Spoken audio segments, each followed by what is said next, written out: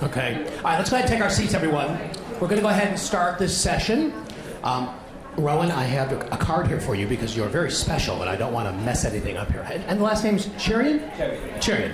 All right, so our moderator and our host here is Rohan Cherian.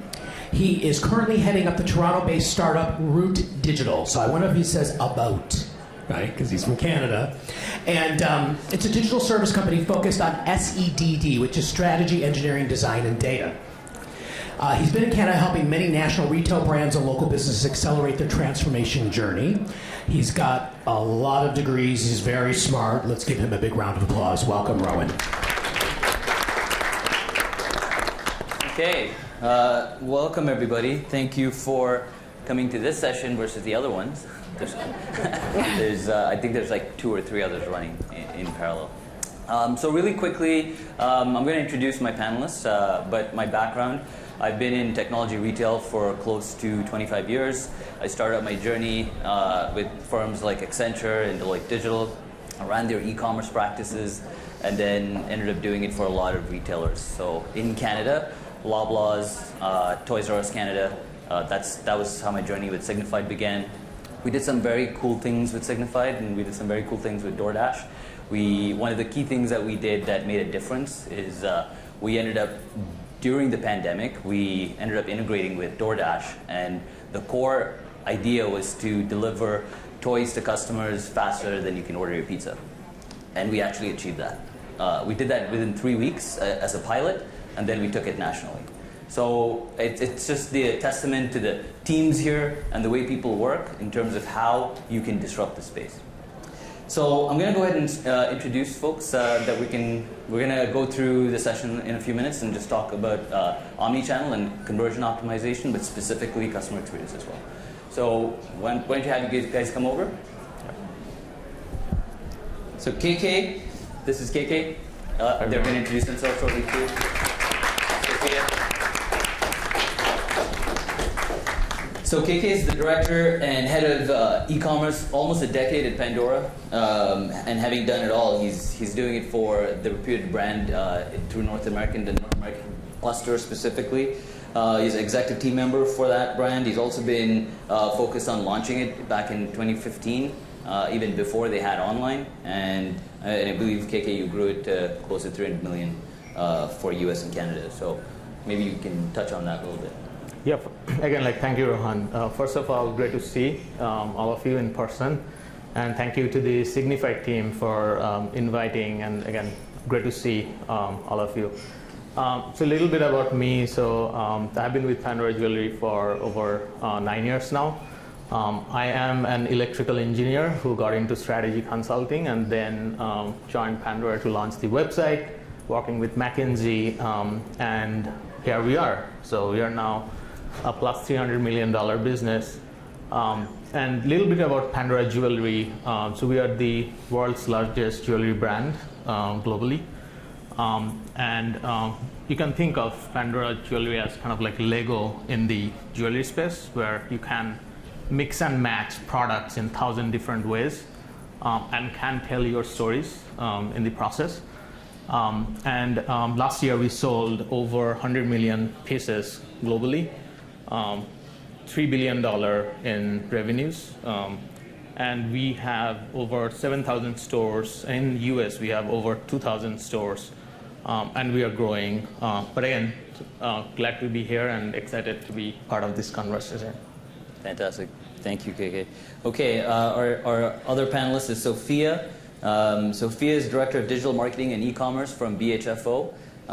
She's got a multidisciplinary background in D2C and CRM across luxury brands, fashion and cosmetics. I'll let her tell you a little bit more about her background, and it's a global spanning experience, so it's pretty interesting. Well, good afternoon, everyone.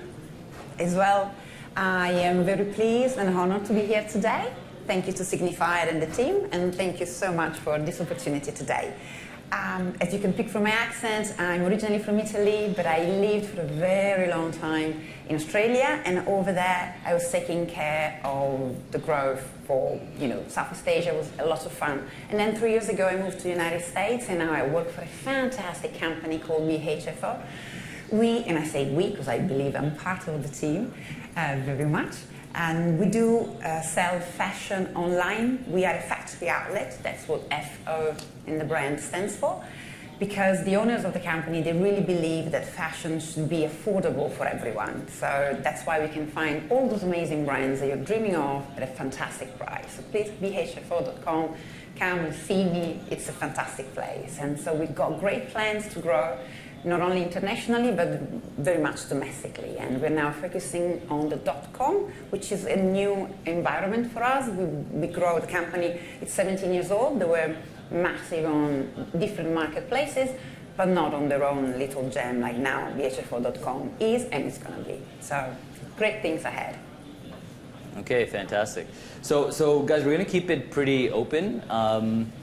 Feel free to kind of jump in and ask questions, even though we're going through the panelists. We're going to go through a series of questions. Let me just kind of touch on the topic. So we're going to focus on conversion optimization and customer experience. So what does that mean? What did we learn? Like when I implemented stuff at Toys, when I did it for the grocery retailers, what does that mean for creating experiences that customers would love?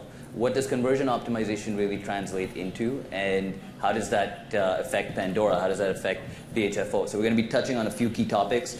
We're going to be talking about pre, post, and during the pandemic. If you guys have questions around that, I'd love to hear that from everyone. Open floor. We don't have to wait till the very end. Just jump in. Also, we're going to touch on role of technology in omnichannel experiences. Each of our individual experiences and what we've done in terms of technology and what we've enabled. We're also going to touch on customer-focused innovation. What does that mean? What does that look like for different brands, especially when it comes to luxury retail and DTC, especially during the pandemic and what that did for supply chain?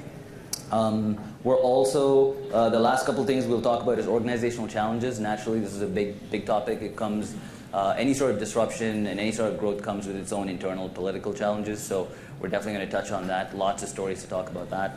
And then lastly, what does the future of omnichannel look like? So we heard some amazing speakers this morning. We got a really good sense of what does omnichannel and personalization look like and how it's two parts of one big story. So we're going to touch on that a little bit and some parting advice. So those would be the main things we're going to kick off with. So, okay, so first question for the panelists, I'm going to just open with that. So, your individual organizations have experienced quite a bit of explosive growth and some challenges during the pandemic. So, can each of you touch on some signature initiatives or projects? I can share some of mine too from the Toys days. In terms of like what you guys did and key takeaways that made a difference to your omni-channel growth. So maybe KK, we'll start with you. Sure. So before I even get to the question, I think before pandemic, Pandora was very focused in terms of our store business because we were predominantly a wholesale retailer. Majority of the sales were coming from that channel, and we were around 15% of the e-com business. And then COVID hits, our share of business doubles, goes over 30%, and then last year we stabilized around 26% of the business. Just to give you a landscape of how the growth has been pre and post pandemic. And then pre-pandemic, the good news was in 2019 we started the digital transformation journey, and part of that we created a digital hub in Copenhagen, Denmark, where we hired over 100 people to simplify our tech stack, and with the goal, how do you bring a lot of those capabilities in-house? And when COVID hit, it didn't take us by surprise because we were ready for the challenge because we already built that muscle for e-commerce and omnichannel growth. And what we just had to do is we had to accelerate that plan. So we had a plan, we had to accelerate that plan.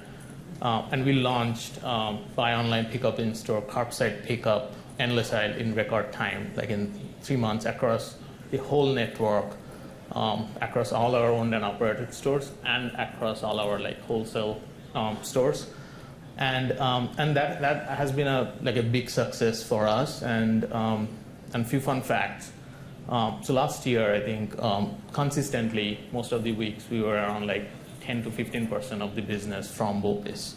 And what we have seen is during those key gifting moments, like our Mother's Day, Valentine's Day, Christmas, when we were done with our last order deadlines, that's when it kind of like skyrockets to over like 30-40%. And that's where we have been very focused in terms of how do we keep on improving the overall like SLAs like with our customers. And a few other facts also, which is very interesting, is when a customer becomes omni-channel, that means they're shopping online, they're shopping in-store, and then they're also taking part in the BOPIS program. Their overall spend over the last 12 months goes 3 times higher than in-store only or an online-only shopper. And those shoppers, those BOPIS shoppers, they're coming back to the stores within 1 to 2 months. So I think that has been a big aha moment like for us, and that kind of like created that confidence in our network, because you can imagine if your network is wholesale driven, there's a lot of pushback you can expect like from people like who are not making full margin on BOPIS transactions, right? Because we also want to make margin out of it, right? So I think that's been our selling point to our network, is that it's a good thing. Like we can't think of online and offline as separate channels, but they're the same right now, like to the customers. So there has been a lot of change in our overall like internal thinking, and that has kind of like showed in our results. Like having that customer-centric mindset is what we need to be. Doesn't really matter like where they're coming from, as long as we are inspiring them through different touch points. I think that's our job, and that's how like we drive sales at the end of the day. Got it. Wow. Sofia? Well, for us, obviously, 2020 has been a fantastic year. Sometimes I please bring COVID back in a good way. And didn't really matter what we were doing. It was really the customer behavior has changed and did change considerably. So I found myself finally with that extra budget to do what all of us we dream about doing. It was very basic. I was starting with my A/B testing and testing different PLP, different PDP, new checkouts, mini cards, some different features, trying really to understand how to keep my customers even longer on the website, how to add something else to that cart. So we had finally, for me it was incredibly funny, I really had a great time trying to do that, and it was very successful. Not only people were coming because of the pandemic, but also all of these tweaks and additions and testing that we were doing through CRO, even heat maps, something that I don't use now anymore, heat maps. Back then I was leading, I was trying to understand, I was recording sessions, trying to see what my customers were doing, to anticipate needs, learning from them, and then testing constantly, putting out 2 different PDBs, 3 different ones, getting the winner. So that was great. And then something that I really focused a lot was our search and filters. We do partner with SearchSpring, who I highly recommend. And so we were just trying to get the most out of the searches that our customers were doing on the website.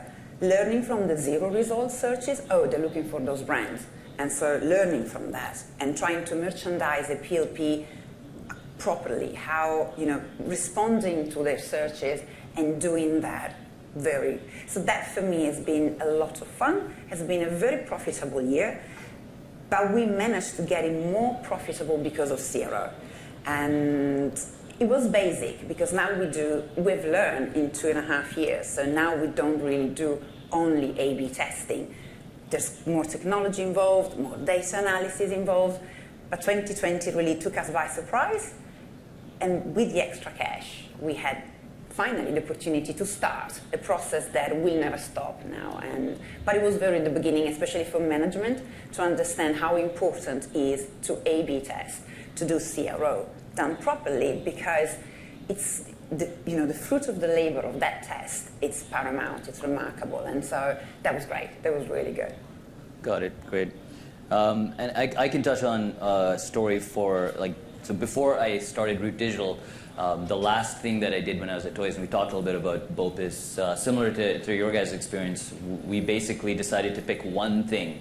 We were like, what do you want to focus on? Do you want to focus on delivery, last mile delivery? You want to focus on experience on the website? So we just knew that because of in Canada, the challenges we had was legislative, and every province was different. So some provinces were closing stores. There was the endless debate about are baby products essential? So we had to basically make a fight for that case and say, yeah, baby products are essential. But technically, other than supermarkets, we would have had to close down. So as a result, and before the pandemic, similar to KK, our e-commerce share of market was probably of the total revenue was probably like 12 or 15%. Okay, so what we just a quick recap. What we just talked about was what was a signature initiative or a key project pre, post, and during the pandemic. So and we heard from KK and Sofia on that one. For me, I kind of talked about that from toys already with DoorDash, but I guess the key takeaway there was try not to boil the ocean and go after everything. Look for one key thing you can try and solve for, and then go in deep in that space. That's kind of like what you heard this morning as well. The other question we'll kind of jump into. So tech, people, process. We talk about this a lot. So it's a power trifecta. So for you guys, what in your opinion was a specific role of technology in enabling omnichannel or driving innovation? So KK.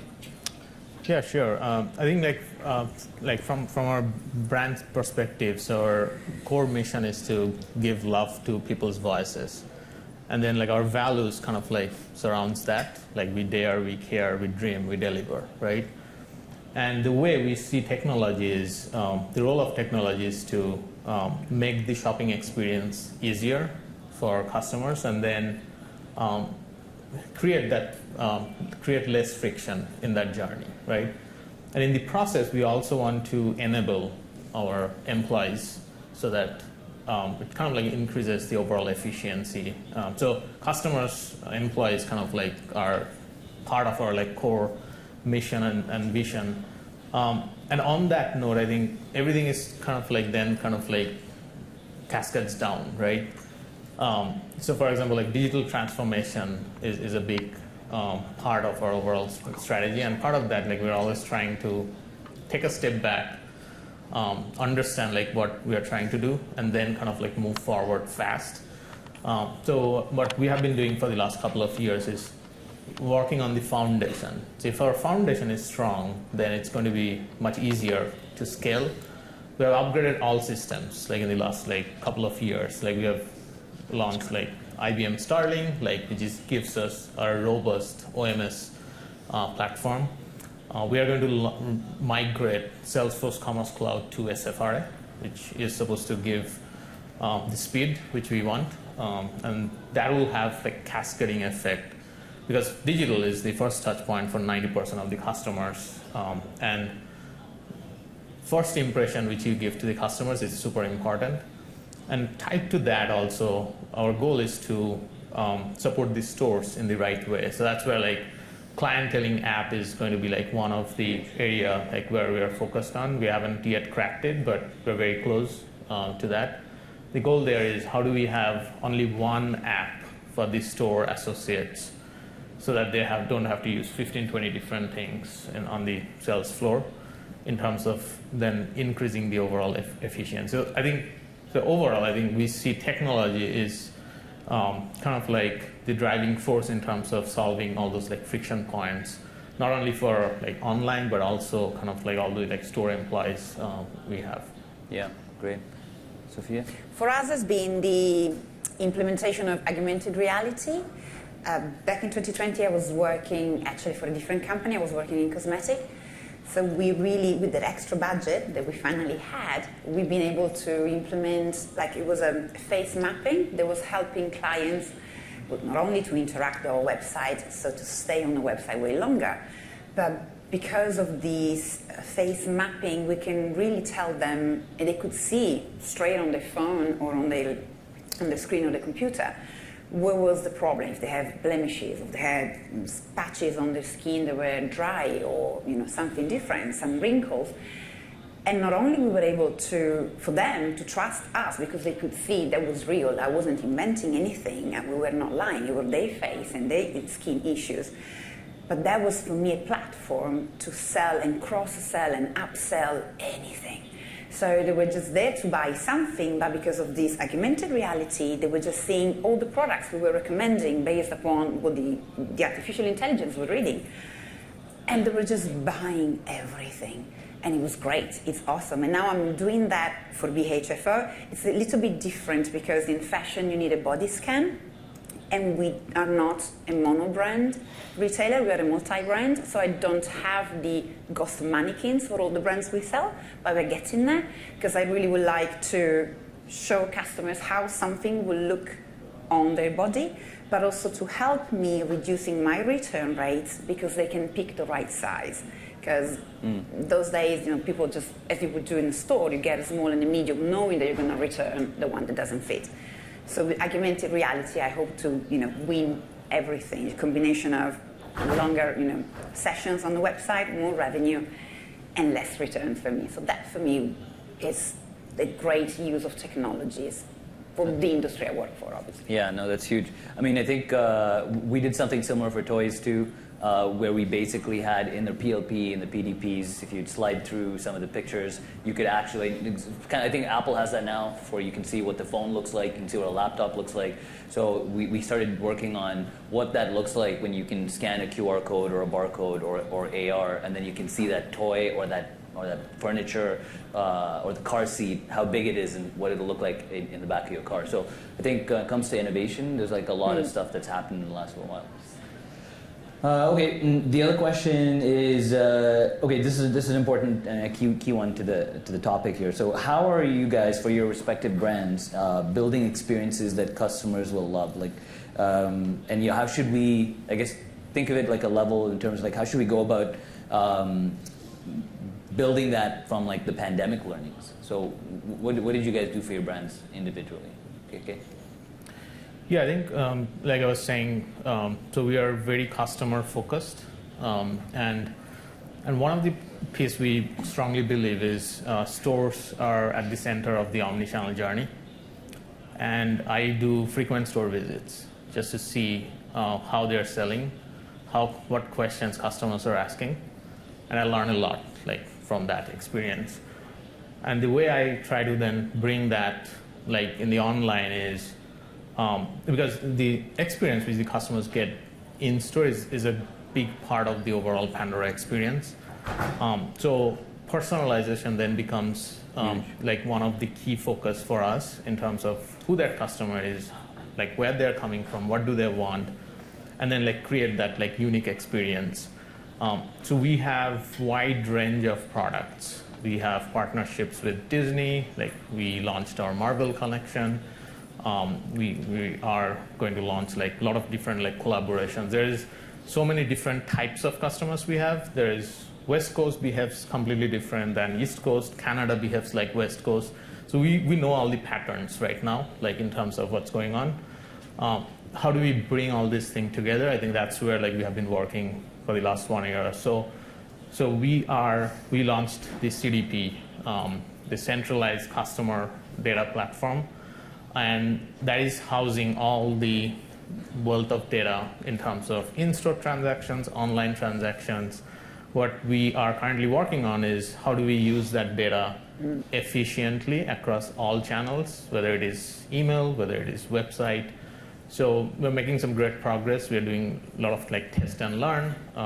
And our vision is that in the next 12 months, we should be able to get to a one-to-one personalized state, where the homepage is going to look different for me versus you walking in there, or even like all the touch points like throughout the entire journey.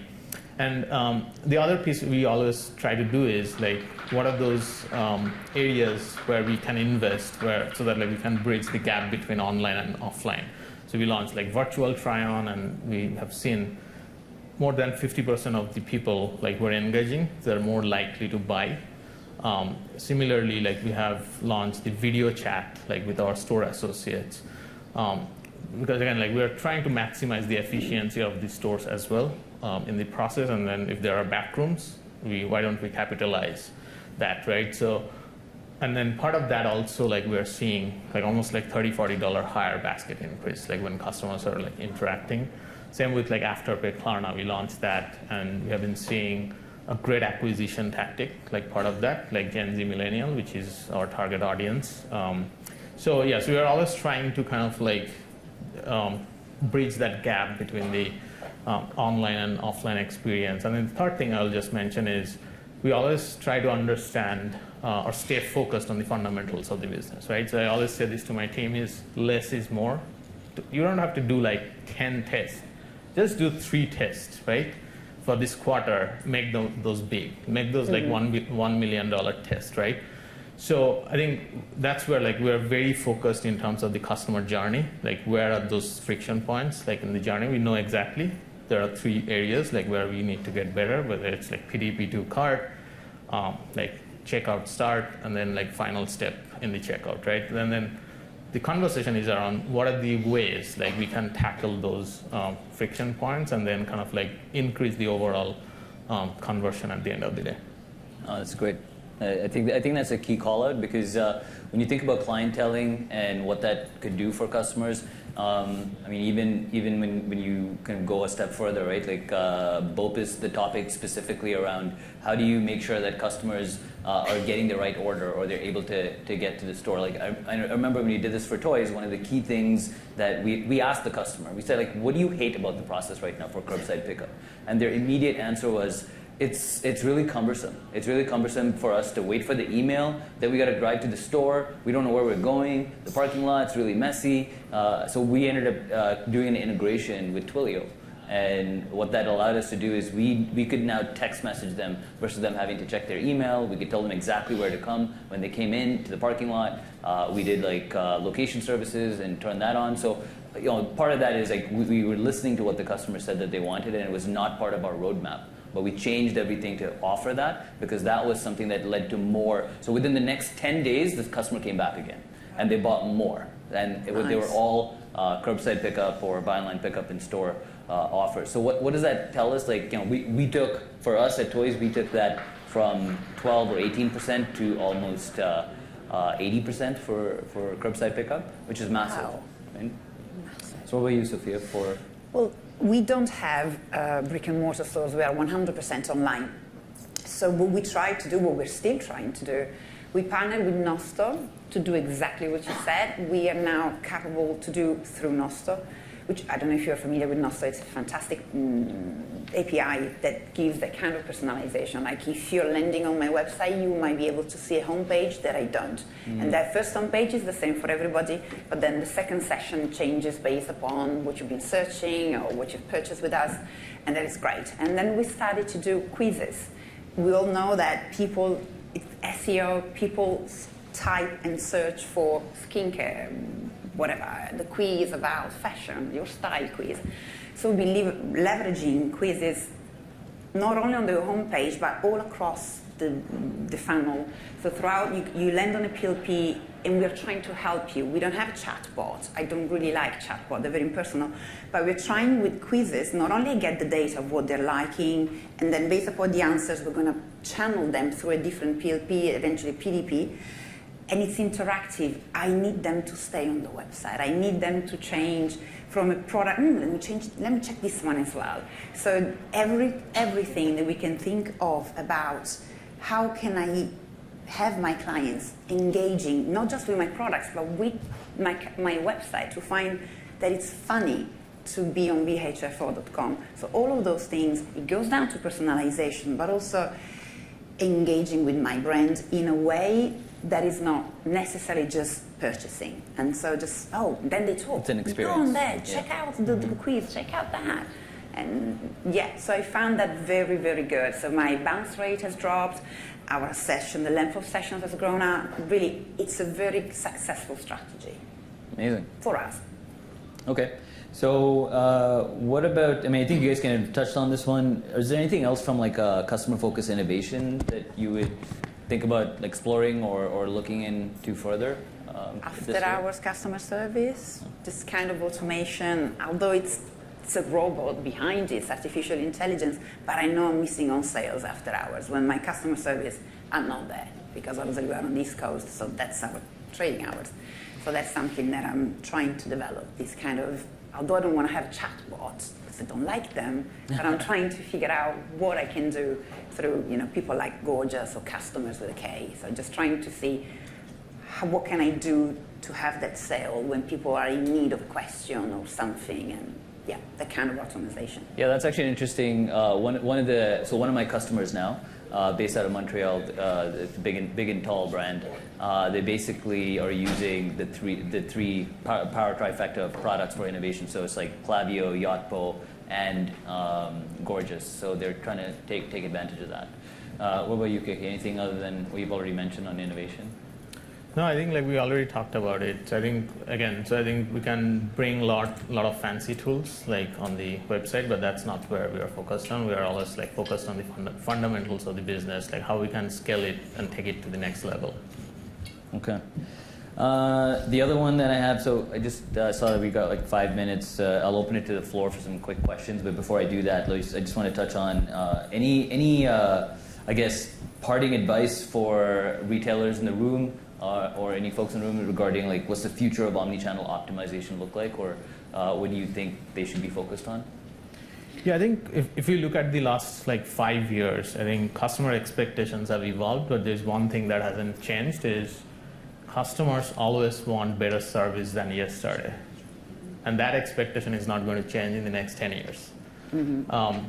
So the customers want faster delivery within same day. They want faster online pickup within 1 hour. They want 0 out of stocks. They don't want cancellations. They want their refunds to be processed fast. Sure. So these are all the fundamentals we know, right? This is not going to change in the next 5 years. So then what we are focused on is how do we address all those problems, right? And make progress. And I think like Brendan was mentioning earlier, how can we be great from good, right? I think that's where my team is focused. The second piece is like mobile is going to stay, right? So I think we have seen the sales and overall like conversion like pick up like on that channel.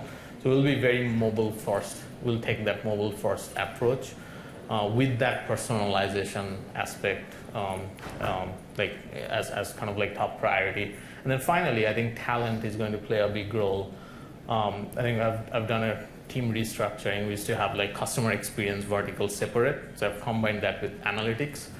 The thought process there is how do we become more data driven in terms of everything we do, whether it's NPS, whether it's like listening to those customers more and being more proactive than reactive. So I think the talent is going to play a big role, and having the right people in place is going to be super important to drive an omnichannel journey. Yeah, that's awesome. It's refreshing to hear about the need of people when it's all about technology. Okay. Yeah. What about you, Sofia? Any parting advice? Well, actually, I have a question. If you know that I really want to go headless and handless. So if any of you know somebody that can help me really building my website to be voice shoppable, let me know, because I'm struggling and I just need a good developer and somebody. So any help will be highly appreciated. All right, we're not going to have time for questions, unfortunately, but give them a big round of applause.